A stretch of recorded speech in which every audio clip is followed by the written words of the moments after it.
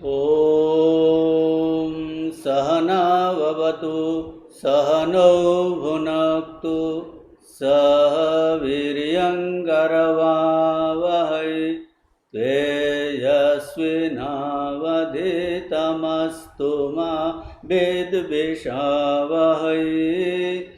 ॐ शान्ति शान्ति शान्तिः। हरिः ओम। कठोपनिषद द्वितीय अध्याय तृतीय बल्ली मंत्र 231 एवं 232। ऊर्ध्वमूलो यवाक्षाख एष स्वत्थ सनातनः तदेव शुक्रं तद् ब्रह्म तदेवामृतमुच्यते तस्मिल्लोकाः श्रिताः सर्वे तदो नास्त्येति कश्चन। यदिदं किञ्च जगत् सर्वं प्राणयेजति निश्चितं महद्भयं वज्रमुद्यतं य एतद्विदुरमृतास्ते भवन्ति।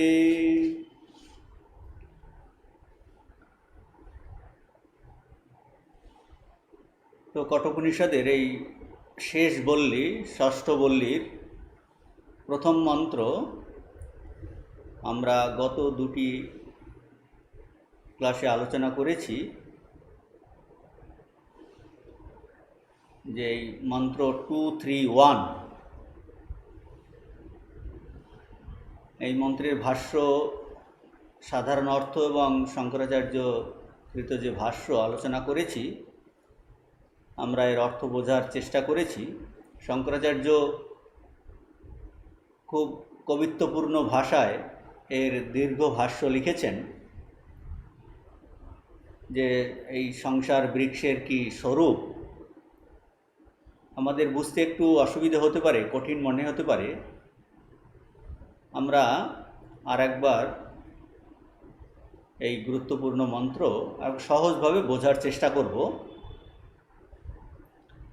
যে এই কঠোপনিষদের যে প্রথম বল্লীতে প্রথম অধ্যায়ের যে প্রথম বল্লী তার 20 নম্বর মন্ত্রে আমরা পেয়েছি নচিকেতা যে তৃতীয় পরে যে আত্মজ্ঞান লাভের জন্য প্রার্থনা করেছিলেন, এয়ম প্রেতে বিচিকিৎসা মনুষ্যে অস্তিত্বেকে নায়মস্তি চৈকে এতদ বিদ্যা মনুষ্যস্তয়াহম বরানামেশ বরস্তৃতীয়।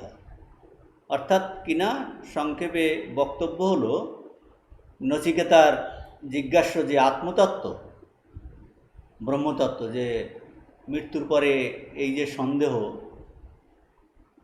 আত্মা বলে কিছু থাকে কি থাকে না এই সম্পর্কে তার জিজ্ঞাসা, এই তত্ত্ব তিনি জানতে চান। এবং দ্বিতীয় বল্লীতে আবার 14 নম্বর মন্ত্রে 1 to 14 সেখানে আবার নচিকেতা যে তিনি কি জানতে চেয়েছেন আবার ভালো করে সেখানটায় বলেছেন যে অন্যত্র ধর্মাদ অন্যত্রাধর্মাৎ অন্যত্রাস্মাৎ কৃতা কৃতাৎ অন্যত্র ভূতাচ্চ ভব্যাচ্চ যত্তৎ পশ্যসি তদ্বদ।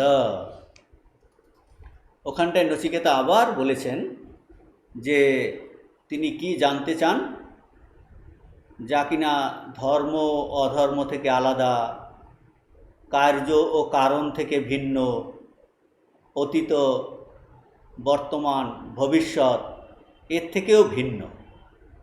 অর্থাৎ এই আত্মাকে দেশ কাল বা অন্য কোনো বস্তু দ্বারা সীমাবদ্ধ করা যায় না। আত্মা সর্বদেশে সর্বকালে ও সর্ববস্তুতে রয়েছেন, অথচ তার দ্বারা সীমাবদ্ধ নয়। এই রকম নচিকেতা বিশেষ করে এই ত্রিবিধ পরিচ্ছেদ শূন্য আত্মাকেই জানতে চেয়েছেন। ত্রিবিধ পরিচ্ছেদ মানে দেশ কাল বা অন্য কোনো বস্তুর দ্বারা যাকে সীমাবদ্ধ করা যায় না, এই ত্রিবিধ পরিচ্ছেদ শূন্য, কার্য কারণ থেকে আলাদা, তারপরে ধর্ম অধর্ম থেকে আলাদা, পাপ পুণ্য থেকে আলাদা, এই থেকে অতীত বর্তমান ভবিষ্যৎ থেকে আলাদা, অর্থাৎ সব ধরনের পরিচ্ছেদ শূন্য, যার দ্বারা যে কোনো বস্তুকে সীমাবদ্ধ করা যায়, এই সমস্ত যে এগুলোকে বলে পরিচ্ছেদ, এই পরিচ্ছেদ শূন্য আত্মার সম্বন্ধেই নচিকেতা কিন্তু জানতে চেয়েছেন।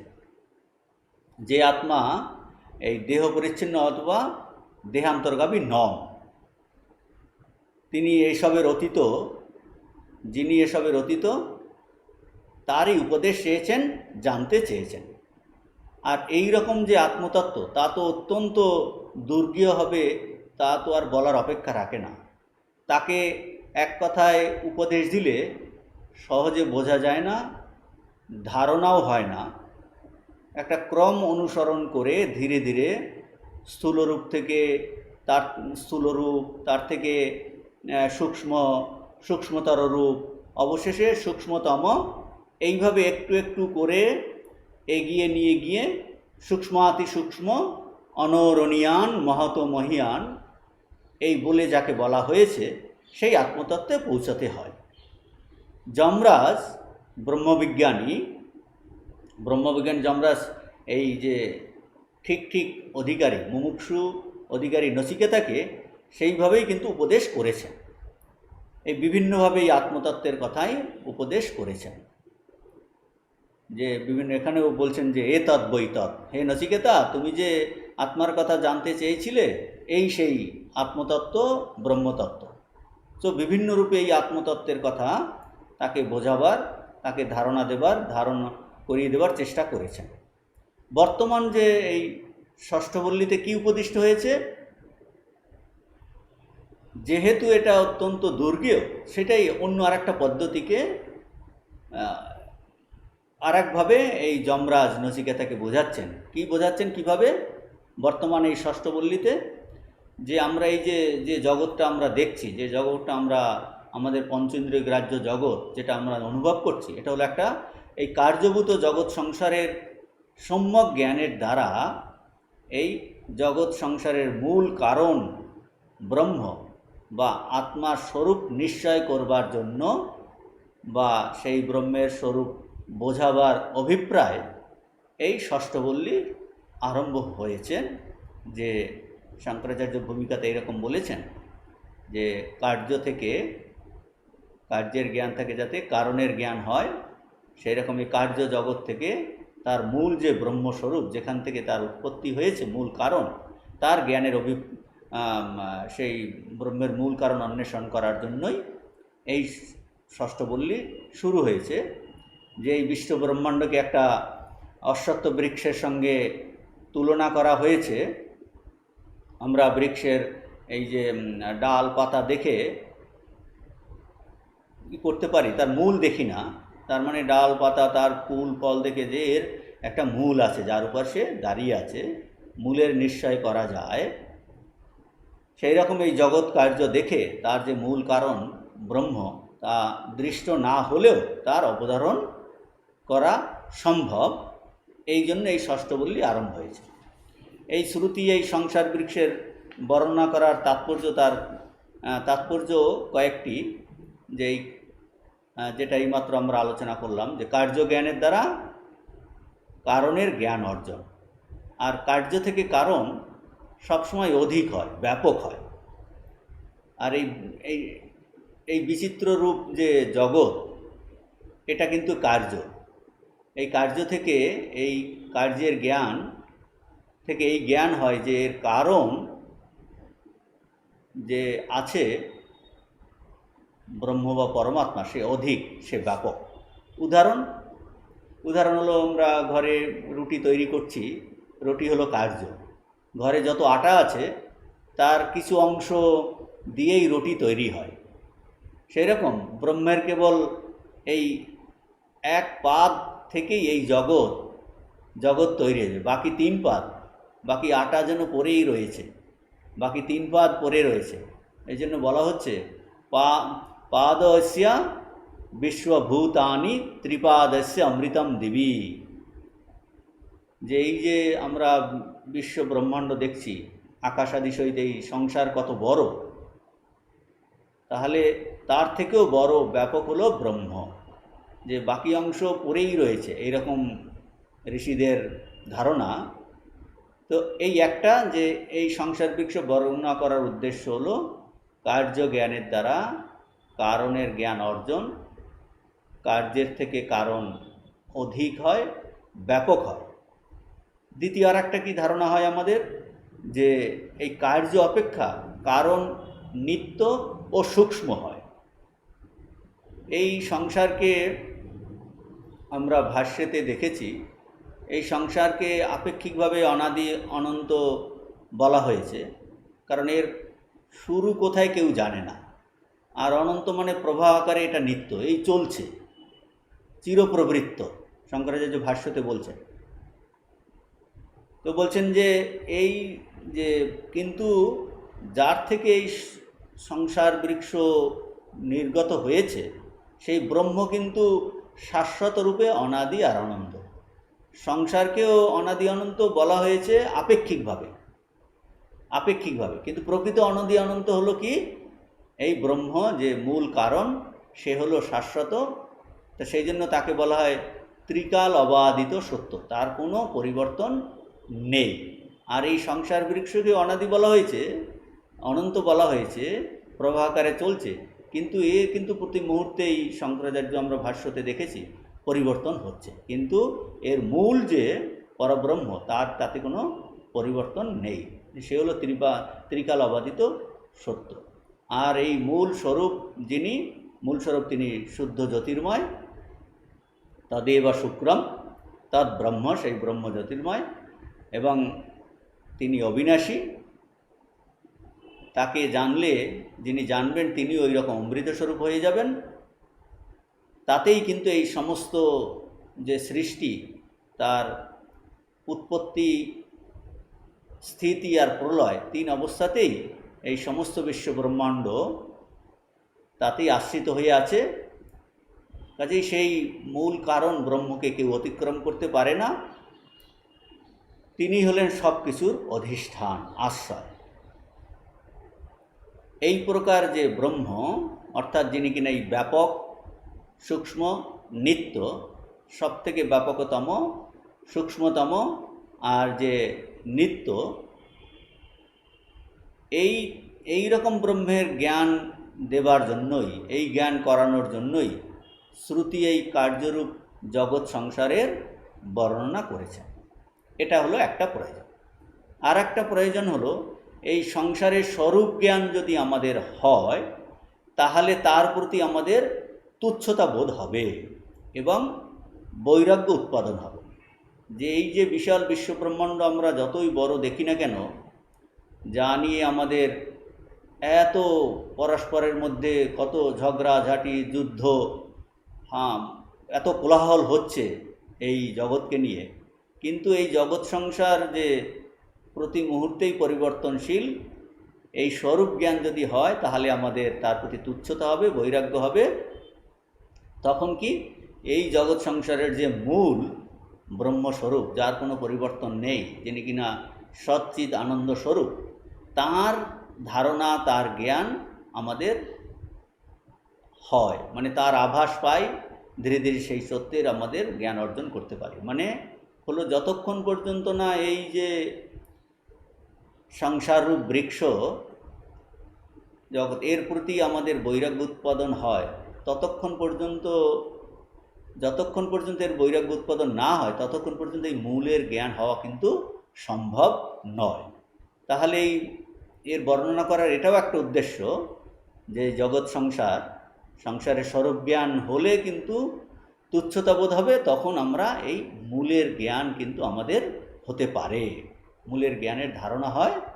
সেটাও একটা এই সংসার বৃক্ষ বর্ণনা করার আর একটা তাৎপর্য। কি বলেছেন এই মন্ত্রে?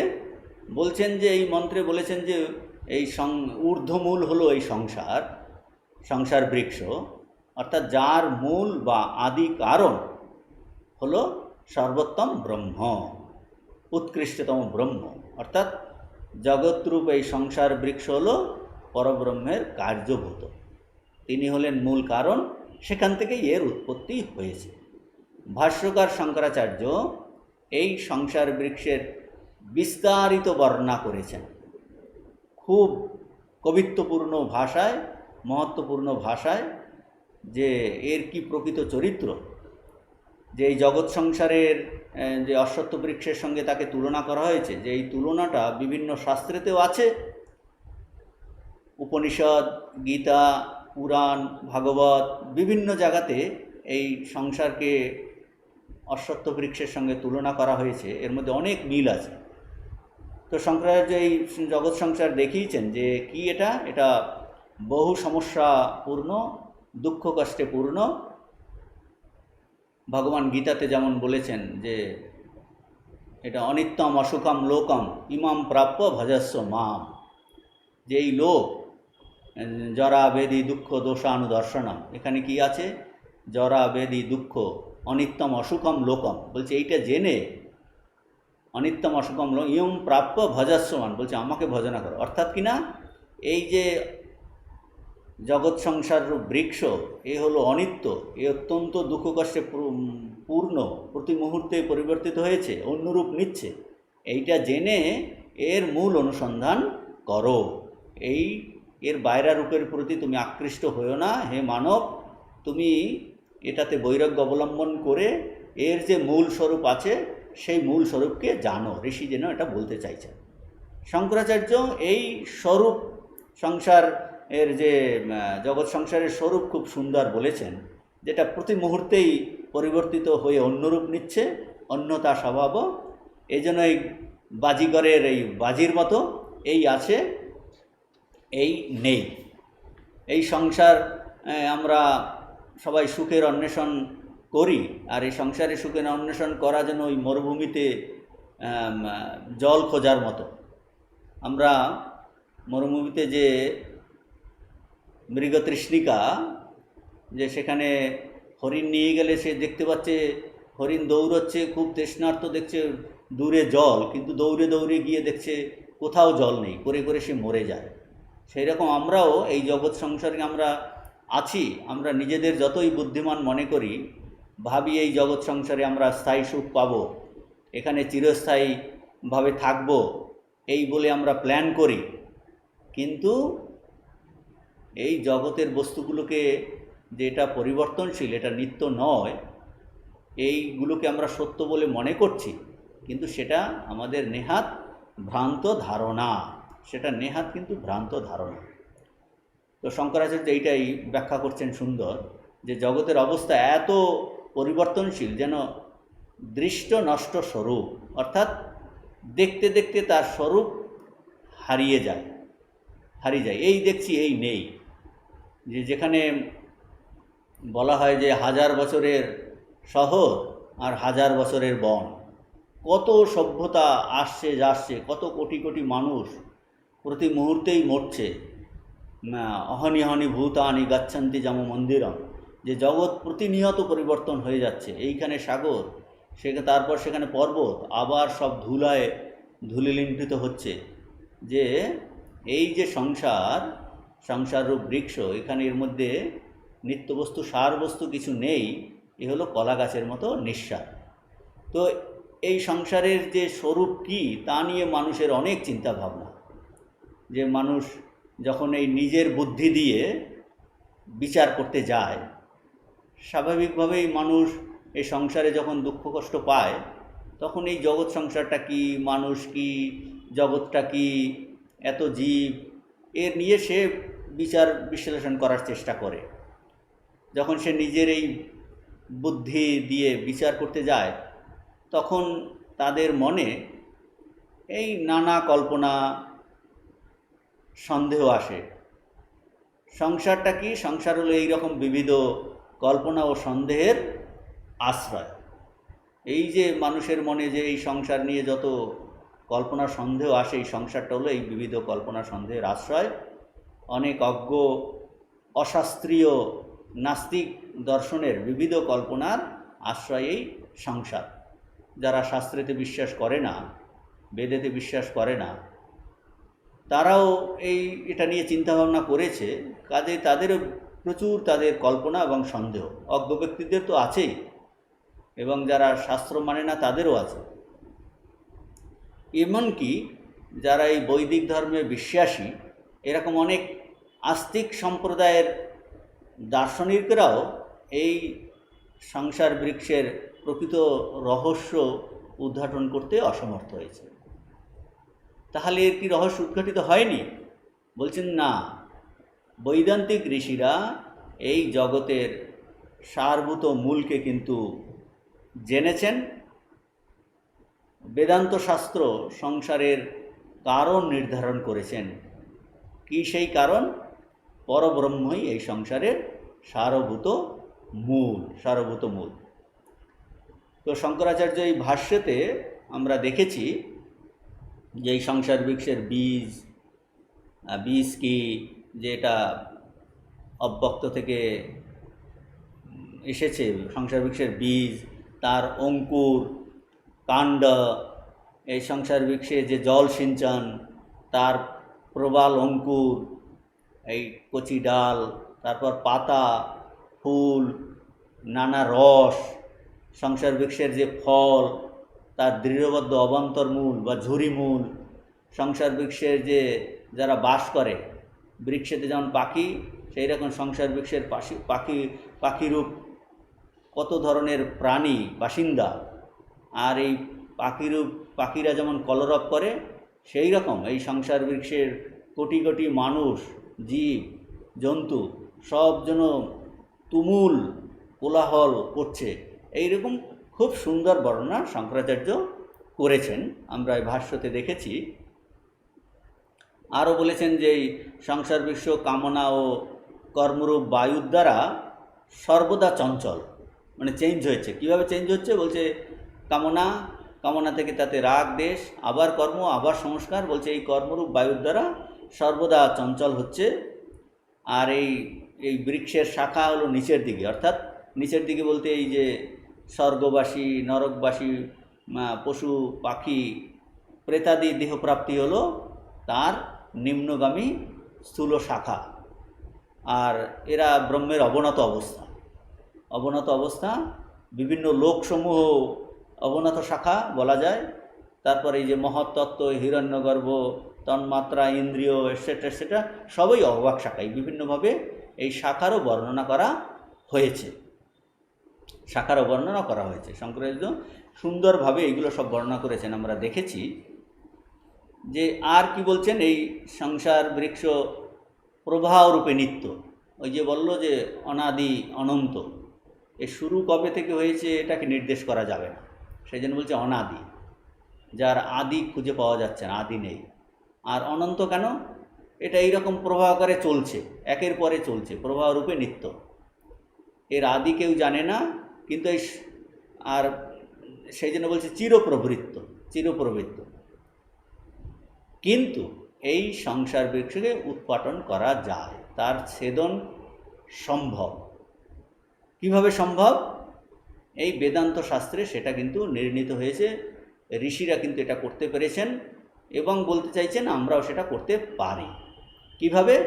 এই ব্রহ্মের সঙ্গে আত্মার অভেদ জ্ঞান যা বেদান্ত শাস্ত্রে উপদিষ্ট হয়েছে, সেই জ্ঞান অর্জনের চেষ্টাতে, আর সেই জ্ঞান অর্জন করলে বলছে এই সংসারে কিন্তু সম্পূর্ণ অনাসক্তি আসে, সেই সংসারের প্রতি বৈরাগ্য উৎপন্ন হয় এবং সেই সংসার বৃষ্টির ছেদন করতে, নষ্ট করতে সম্ভব হয়।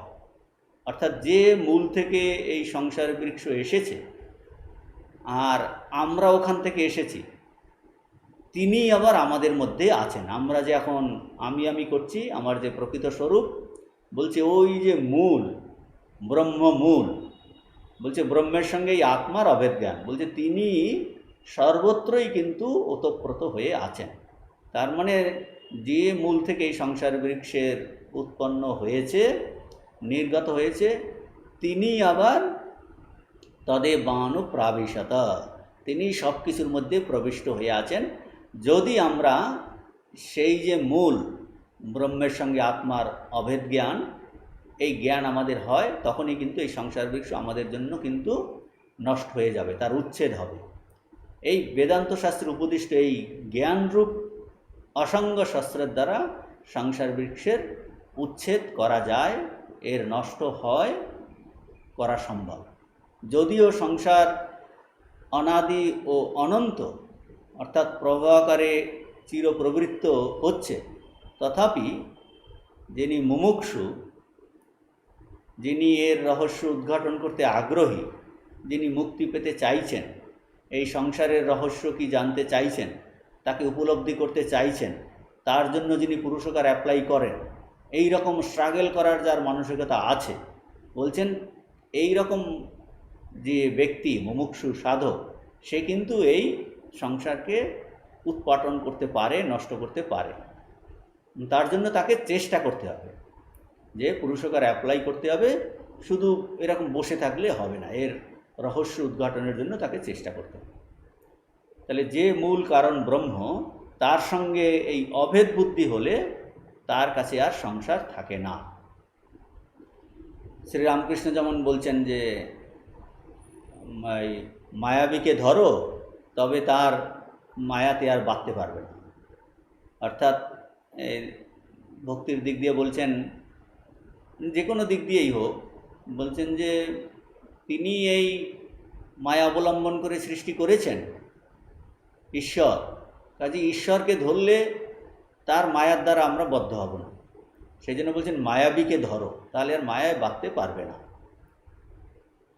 তো যিনি এই সংসার বৃক্ষের মূল অর্থাৎ কারণ, তিনি কীরকম বলছেন, তদেব শুক্রম, তিনি হলেন শুদ্ধ চৈতন্য আত্মজ্যোতিস্বরূপ, আর তিনি সর্বব্যাপক, তদ ব্রহ্ম ব্যাপক।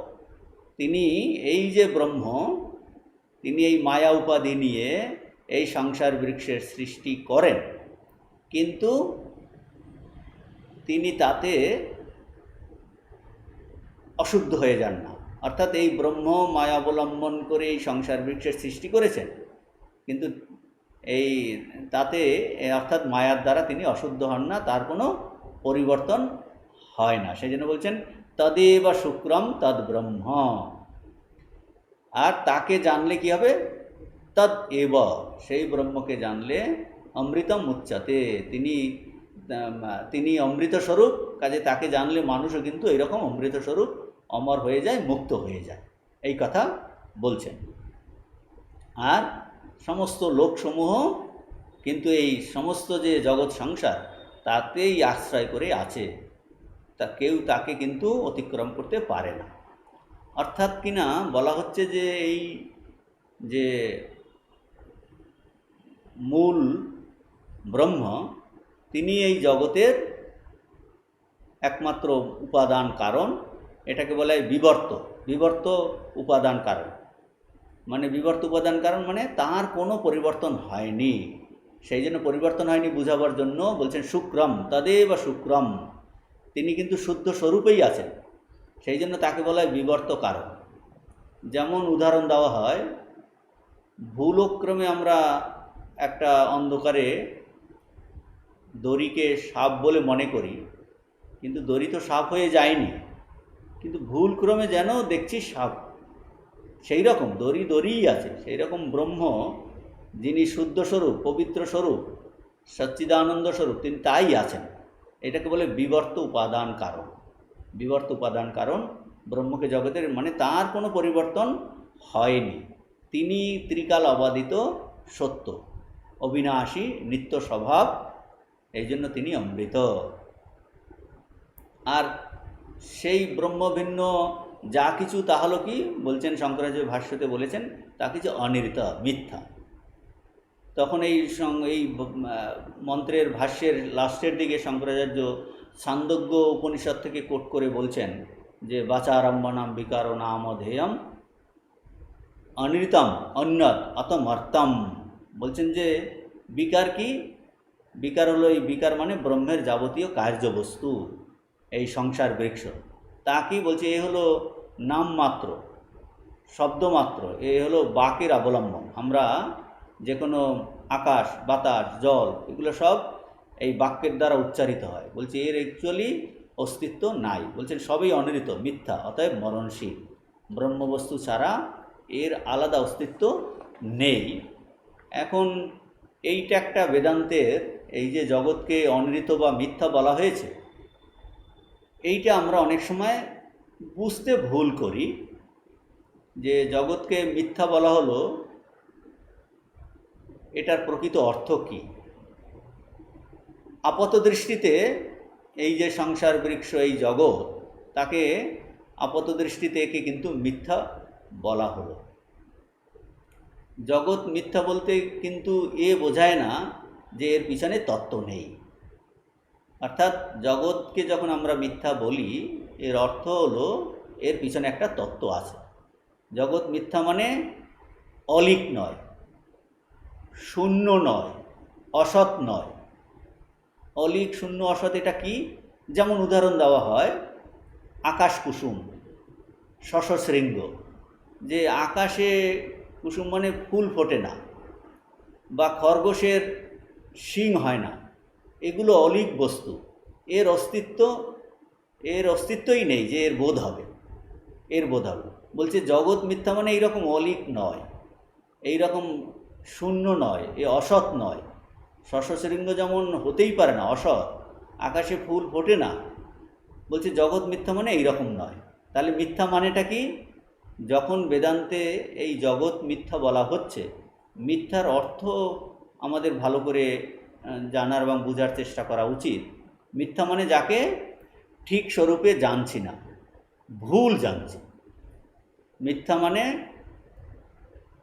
যাকে ঠিক স্বরূপে জানছি না, ভুল জানছি।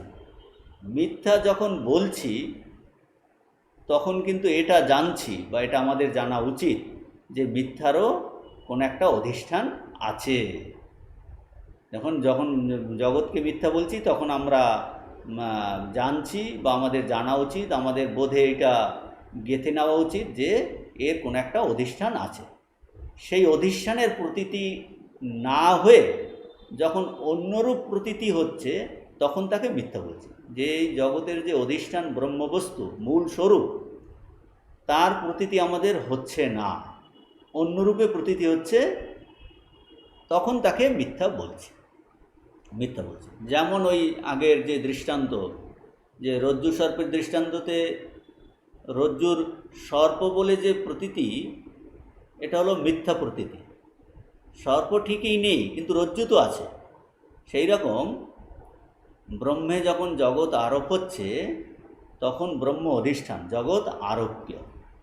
যেই জগৎটা তার উপর আরোপিত দেখা যাচ্ছে, কিন্তু ব্রহ্ম তো আছে নেই, রজ্জু তো আছেই। তো এই ব্রহ্মরূপ অধিষ্ঠানে আরোপিত জগতের বোধটা কীরকম? সেই বোধটা যেমন ওই রজ্জুরূপ অধিষ্ঠানে সর্পরূপ আরোপের বোধের মতো ভ্রম মাত্র। বলছে আমরা অ্যাকচুয়ালি জগৎ বস্তুত ব্রহ্মস্বরূপ, সেরূপে সেটি অনুভূত হচ্ছে না। আমাদের কি অনুভব হচ্ছে? আমরা এটাকে একটা পরিবর্তনশীল, বিকারী, পরিণামী বস্তু বলে দেখছি। বাস্তবিক এটা কি? বাস্তবিক এটা কিন্তু নিত্য, অপরিবর্তনশীল, অপরিণামী, নির্বিকার একটা তত্ত্ব, যাকে আমরা বলছি ব্রহ্ম। এখন ব্রহ্মরূপে না দেখে অন্য রূপে দেখছি বলে জগৎকে মিথ্যা বলা হচ্ছে। তো ঠাকুর বলছেন যে মাহিরি বলছি, আমি এক চেতন ছাড়া দেখছি না। স্বামীজিকে যখন ঠাকুর ছুঁয়ে দিলেন, আমরা আগে একদিন ক্লাসে আলোচনা করেছি যে হ্যাঁ, এই গটিটা ব্রহ্ম, বাটিটা ব্রহ্ম, স্বামীজির বিশ্বাস হচ্ছিল না।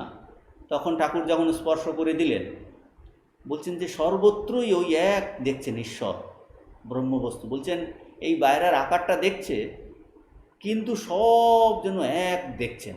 রাস্তা, পথ, ঘাট, ট্রাম, বাস, রেল, খাওয়ার বস্তু যে খেতে দিচ্ছে, বলছে সমস্তই ওই এক ঈশ্বর, ভিন্ন কিচ্ছু দেখছেন। বাইরের একটা নামরূপের মতো দেখছে, কিন্তু তাছাড়া কিছু দেখছে না।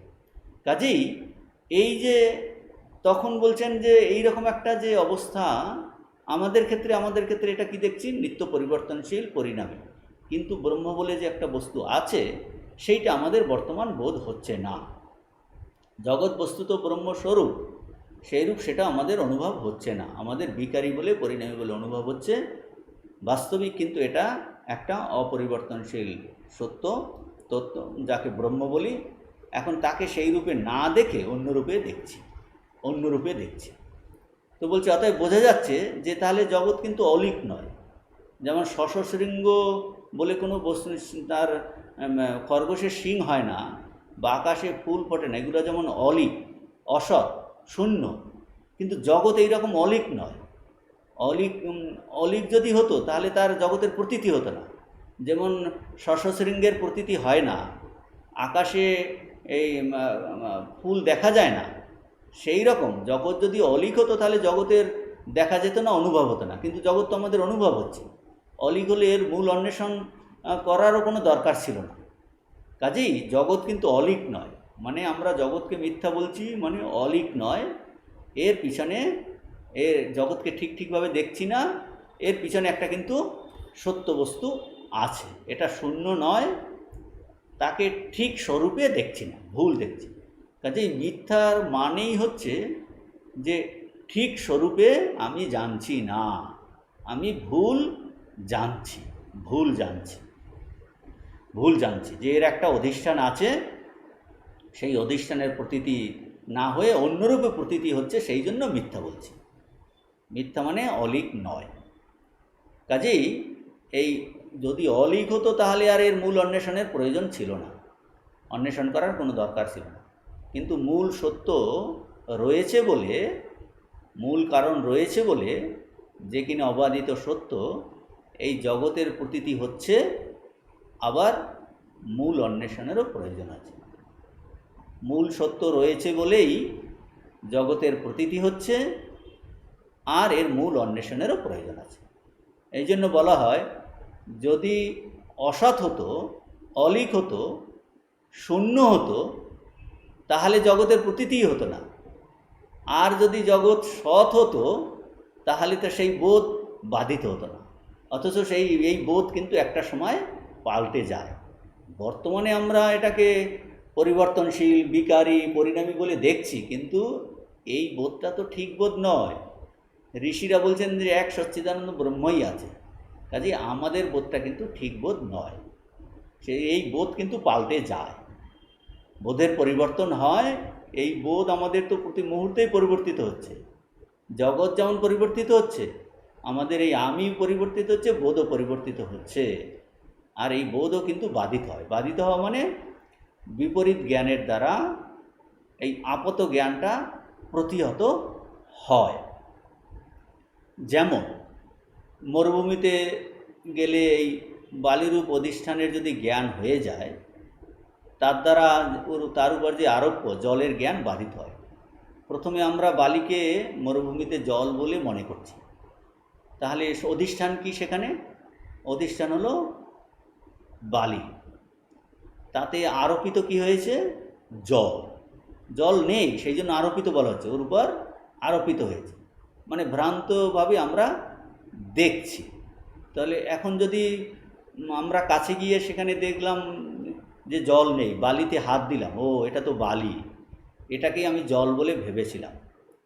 কাজেই এই অধিষ্ঠান মানে বালিরূপ অধিষ্ঠানের যখন জ্ঞান হয়ে যায়, তখন তার দ্বারা ওই আরোপ্য মানে জলের জ্ঞান বাধিত হয়।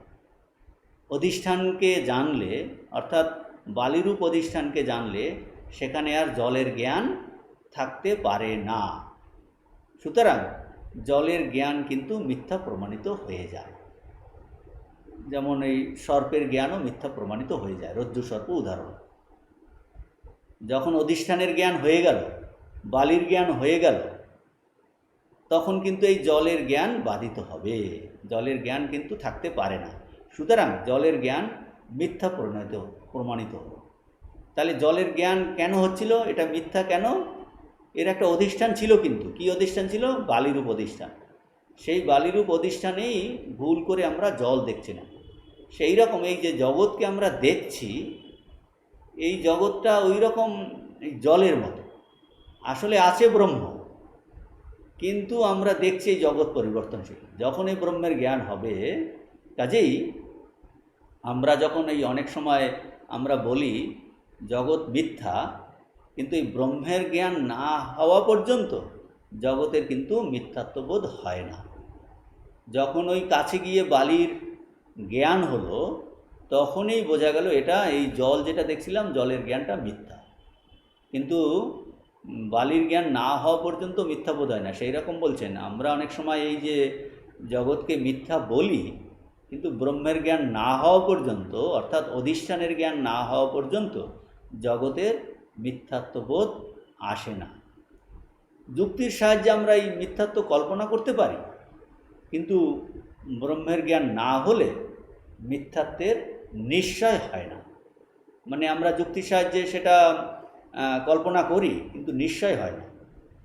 তো বলছেন উপনিষদের ঋষি তাদের এই অনুভব বলছেন যে এই দৃশ্যমান সংসার বৃক্ষের যে মূল কারণ ব্রহ্ম, যা কিনা ত্রিকাল অবাধিত সত্য, যা কিনা অনাদি অনন্ত, আর সেটা শুদ্ধ চৈতন্য স্বভাব, জ্যোতিষ স্বভাব। অতএব তাহলে কি এই কি আমাদের কি করণীয়? যে এই শাস্ত্রের মাধ্যমে আমরা এই জগদতীত সত্যে পৌঁছবার একটা উপায় জানতে পারছি। যে জগদতীত সত্যে পৌঁছবার এই একটা উপায় শাস্ত্র নিজে বলে দিচ্ছে।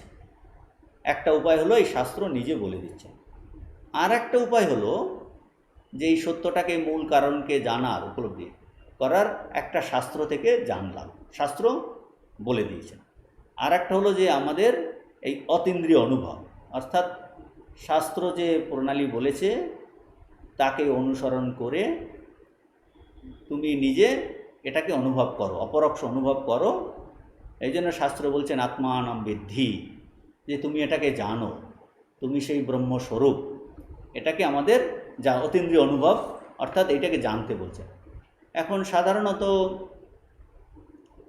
এই অতীন্দ্রিয় যে অনুভব সম্বন্ধে আমাদের তো কোনো জ্ঞান নেই, যে কিন্তু জ্ঞান নেই তা সত্ত্বেও এই ইন্দ্রিয় অনুভবের অতীত কোনো যে বস্তু থাকতে পারে, যাকে এখন আমাদের অনুভব হচ্ছে না, আমরা অনুভব করতে পারছি না, শাস্ত্রের সাহায্যে তার যেন আমরা একটা আভাস পাই, কতটা আভাস পাচ্ছি যে হ্যাঁ শাস্ত্র বলছে, অথচ আমি এখন এর বাইরের অনুভব আমার নেই, কিন্তু শাস্ত্র তো এই কথা বলছে, এরকম একটা আভাস পাই। যেমন কি বলছে শাস্ত্র? বলছে আমাদের তুমি ব্রহ্মস্বরূপ। এখন আমি নিজেকে ব্রহ্ম বললে তার বিরুদ্ধে অনেক যুক্তি আসে। যে আমি নিজেকে যদি ব্রহ্ম বললে কীরকম যুক্তি আসে? যে আমি তো তাহলে আমি সর্বব্যাপক, সর্বজ্ঞ হতাম, নিত্য হতাম, কিন্তু আমার তো তার এই বিপরীত অনুভব হচ্ছে। এখন আমি মনে করছি আমি দেহ অবচ্ছিন্ন, অর্থাৎ সীমিত, এই অল্পজ্ঞ, অনিত্য, আমি মরে যাব, আমার ভয় আছে, আমার অপূর্ণতা আছে, আমার অভাববোধ আছে। অথচ ব্রহ্ম কি সর্বব্যাপক, অভয়স্বরূপ, সে সর্বজ্ঞ, নিত্য। আর আমি দেখছি আমি নিজেকে এই দেশকালের দ্বারা সীমাবদ্ধ, অল্পজ্ঞ, অল্প শক্তিমান, অনিত্য, সীমিত দেখছি। সুতরাং আমি ব্রহ্ম, এই কথাটিতে বিরোধ হচ্ছে। যে এটাকে কি বলে? যে শ্রুতি বাক্যের সম্বন্ধে প্রত্যক্ষের বিরোধ হচ্ছে। উপনিষদ ঋষি তার অনুভব বলছেন, শ্রুতি বলছেন তুমি ব্রহ্ম, আর আমার অনুভব কিন্তু উল্টো। কাজেই এটা প্রত্যক্ষের বিরোধ হচ্ছে। এই বিরোধ কী করে যাবে? শাস্ত্র বলছেন, জ্ঞানীরা বলছেন তারা বলবেন এবং তারা দেখিয়েও দিচ্ছেন। বলছে এই যে বিরোধ, এটা হলো আপাত বিরোধ, বাস্তবিকই নয়। বেদান্তের অনেক উদাহরণ দ্বারা এইগুলো বলেছেন। এই বিরোধগুলো কীরকম?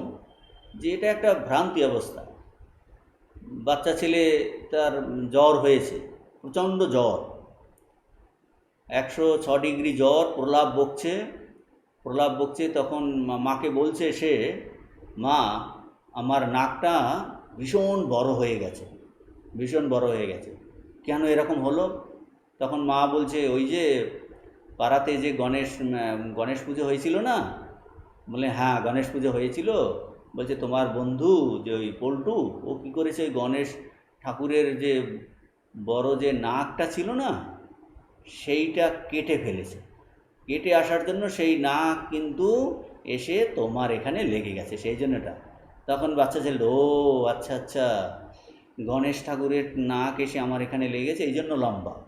এইরকম করতে করতে মা তার মাথাতে জলপটি দিচ্ছে, ধীরে ধীরে ধীরে ধীরে করতে করতে করতে করতে সে ঘুমিয়ে পড়লো, জ্বর চলে গেছে, উঠে দেখে আর তার এই নাকের লম্বা হয়েছিল কি না, কী হয়েছিল সেই প্রশ্ন কিন্তু নেই। মানে আমাদের এই যে সমস্ত বিরোধ, এটা একটা এই ভ্রান্ত অবস্থা। এই বর্তমান এই অবস্থাতে আমাদের জন্য প্রলাপ বকছি আমরা, আপাত বিরোধ হচ্ছে, এটা বাস্তবিক বিরোধ নয়। কিন্তু আমরা যখন শুরু করি যে প্রথমেই এই আমি ব্রহ্মবোধ, আমি সর্বজ্ঞ, সর্বব্যাপক, নিত্য, আমি পূর্ণ, এই প্রথমেই এটা যুক্তির দ্বারা বোঝা যায় না। আমরা যতই যুক্তির অবতারণা করি, আমরা এই ব্যবহারিক বুদ্ধিকে, সত্তাকে অতিক্রম করতে পারি না। এই বুদ্ধি দিয়ে এই জগতের অতীত তত্ত্ব আমরা পৌঁছতে পারি না। কিন্তু এই শাস্ত্রতে কিন্তু এটার নির্দেশ দিয়েছেন। এই শাস্ত্র থেকে আমরা জগৎ অতীত তত্ত্বের নির্দেশ পাই, তার সন্ধান পাই। আর যা কিনা ঋষিদের অনুভব, এই অনুভূতির বর্ণনা, একে বলে আপ্তবাক্য। আপ্ত, এটা অভ্রান্ত, তারা প্রাপ্ত হয়েছেন, তারা এটাকে উপলব্ধি করেছেন। শুধু একজন নয়, হাজার হাজার এই রকম উপলব্ধি করেছেন, সব উপনিষদের এই কথা বলছেন, এটা ঋষিদের অনুভব।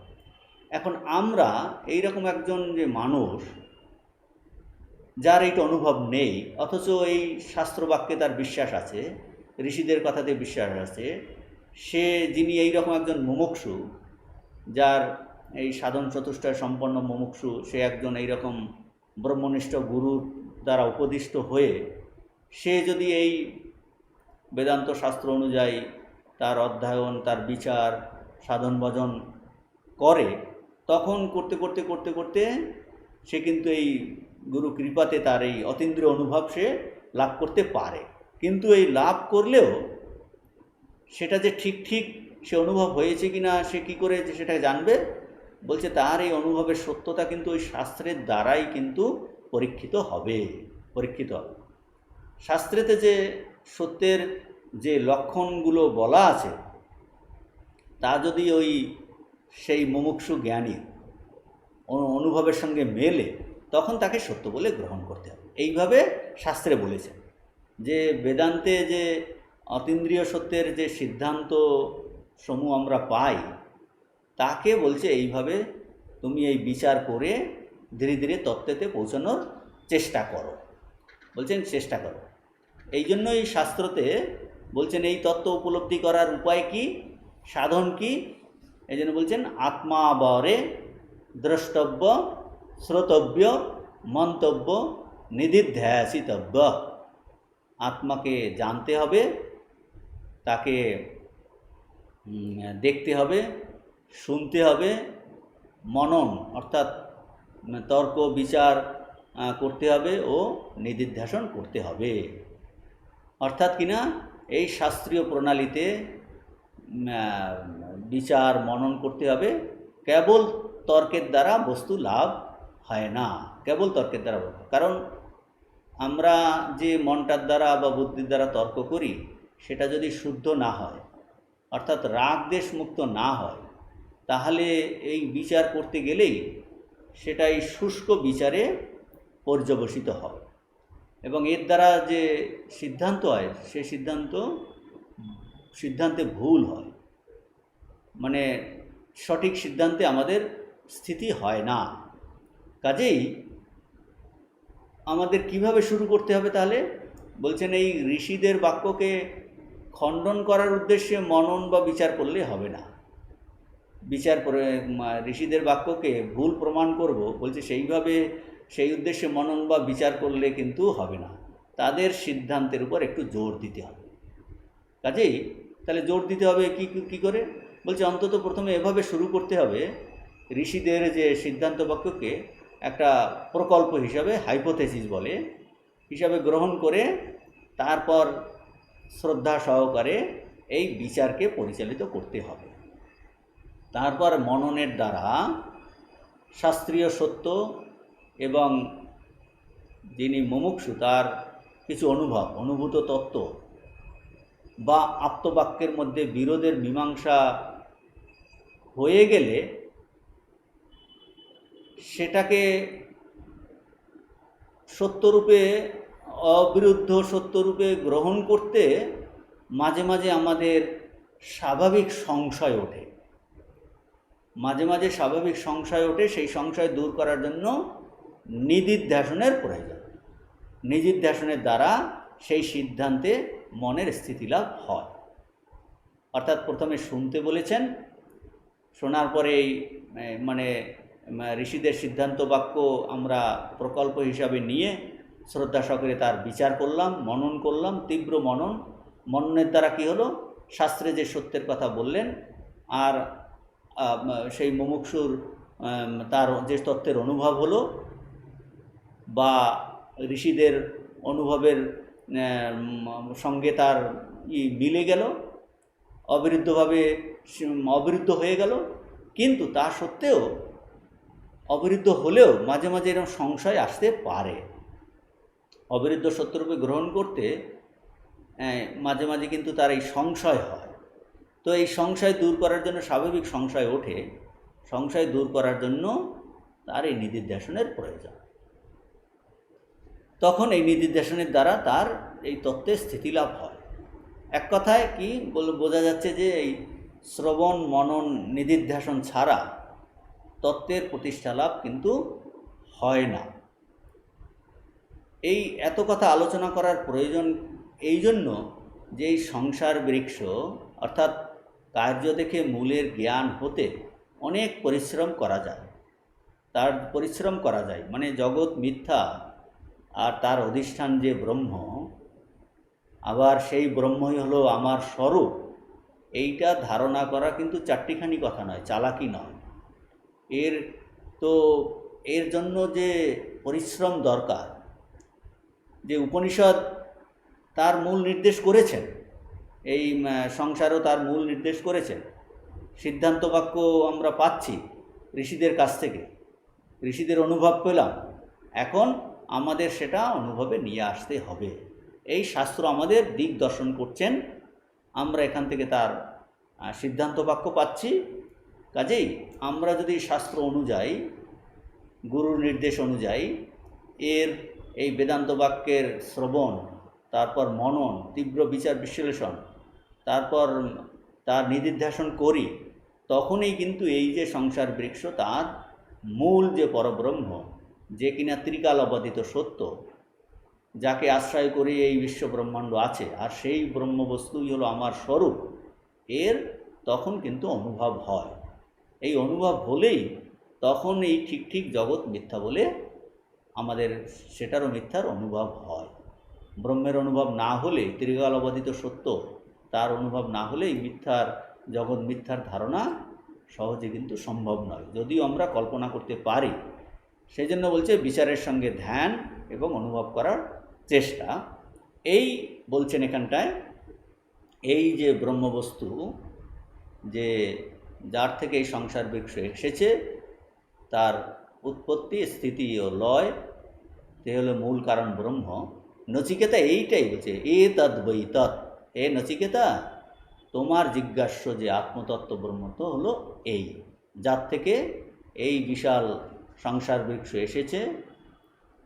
আর সে হলো শুদ্ধ স্বরূপ, অমৃত স্বরূপ, অমরণ ধর্মা, অবিনাশী, সমস্ত লোকসমূহ তাতে আশ্রিত হয়েছে, তাকে কেউ অতিক্রম করতে পারে না। তুমি যদি তাকে জানো, তুমিও অমর স্বরূপ হয়ে যাবে।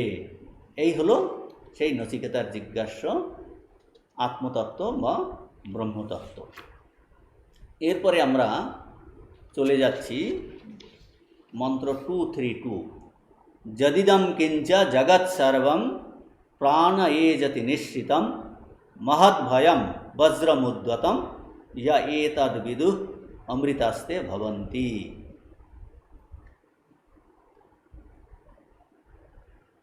তো এর আগে আমরা দেখলাম এই শেষ বল্লী অর্থাৎ ষষ্ঠ বল্লীর প্রথম মন্ত্রে ঋষি বলেছেন যে এই সংসার বৃক্ষ বিশ্ব ব্রহ্মাণ্ডের মূল কারণ হলো ব্রহ্ম, তাকে দেখা না গেলেও তিনি অধিষ্ঠান রূপে থাকাতে এই জগতের অস্তিত্ব দেখা যাচ্ছে, জগতের অনুভব হচ্ছে।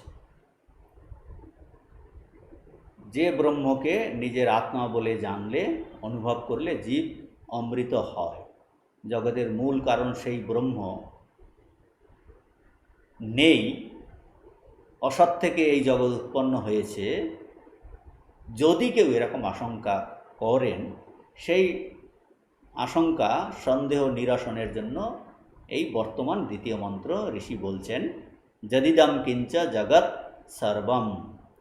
এই যা কিছু চরাচর বস্তু দৃষ্ট হয়, প্রাণ এ যতি নিশ্চিতম, সে সমস্তই পরব্রহ্ম আছেন বলেই সেই পরব্রহ্ম থেকে নির্গত হয়ে স্পন্দিত হচ্ছে। অর্থাৎ পরব্রহ্মের সত্তা হেতুই তা থেকে উৎপন্ন হয়ে প্রাণবান হচ্ছে। অতএব জগতের উৎপত্তির কারণ ব্রহ্ম আছেন। যে ওই যে কেউ সন্দেহ করতে পারে যে এই জগতের মূল কারণ ব্রহ্ম নেই, অসৎ থেকে এসেছে, শূন্য থেকে এসেছে, বলছেন ঋষি বলছেন না, যদিদম কিঞ্চ জগৎ সর্বম প্রাণ এ যতি নিশ্চিতম। যা কিছু এই চরাচরের বস্তু আমাদের দৃষ্ট হচ্ছে তা কিন্তু সেই পরব্রহ্ম থেকে নির্গত হয়ে স্পন্দিত হচ্ছে। অর্থাৎ তিনিই হলেন এই জগতের উৎপত্তির কারণ ব্রহ্ম, তিনি আছেন। সেই জগৎ কারণ ব্রহ্ম কীরকম? উদ্যতম বজ্রম মহদ্ভয়ম, উদ্যত বজ্র সদৃশ, অতি ভয়ানক। এ এতদ বিদুহু তে অমৃতা ভবন্তি।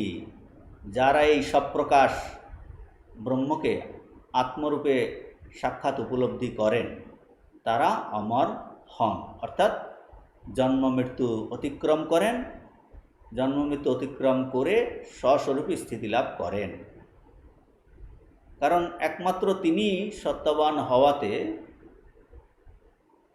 আর তাকে উপলব্ধি করাতে, তাকে নিজের আত্মাস্বরূপ উপলব্ধি করাতে তার আর মৃত্যু ভয় কোথা থেকে আসবে? মৃত্যু ভয় থাকতেই পারে না। অর্থাৎ যারা এইরকম অনুভব করে তারা ভয়রহিত, মৃত্যুরহিত হয়ে মুক্ত হন। আত্মার স্বরূপ যে অমরত্ব, তাই লাভ করে তারাও অভয় হন।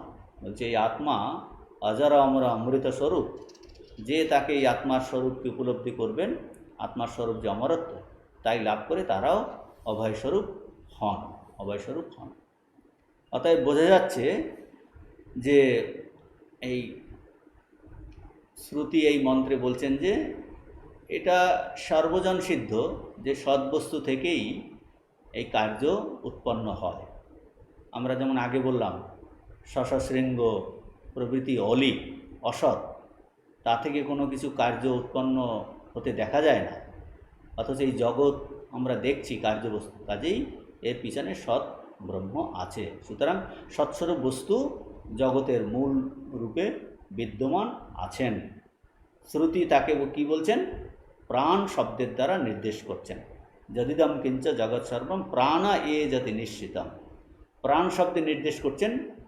যদিও প্রাণ শব্দের বাচ্যার্থ প্রাণ বায়ু বা হিরণ্যগর্ভ, তথাপি এখানে প্রাণ শব্দের এই লক্ষণার দ্বারা প্রাণেরও যিনি প্রাণ সেই ব্রহ্মের নির্দেশ করেছেন। যে মূল স্বরূপ ব্রহ্ম থাকাতে এই প্রাণ কাজ করছে, তাকেই আসলে প্রাণের দ্বারা নির্দেশ করা হয়েছে।